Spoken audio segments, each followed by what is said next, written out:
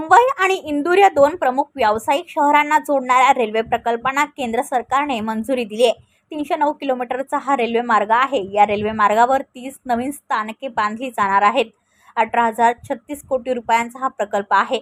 नवीन railway मार्ग प्रकल्प सुमारे 1000 गाव आणि सुमारे 30 लाख लोकसंख्येला जोडेल। 2028 ते 29 पर्यंत हा प्रकल्प पूर्ण करण्याचे उद्दिष्ट आहे।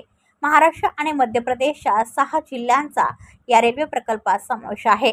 इंदूर आणि मनमाड दरम्यान प्रस्तावित रेल्वे मार्ग थेट संपर्क सुविधा प्रदान करेल। त्याचसोबत प्रवासाची गतिशीलता सुधारेल।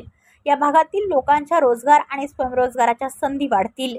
ब्युरो रिपोर्ट, पनवेल वार्ता न्यूज। आपल्या परिसरातील बातम्या आमच्यापर्यंत पोहोचवण्यासाठी स्क्रीनवर दिलेल्या क्रमांकावर संपर्क साधू शकता। दूरध्वनी क्रमांक 8652414343।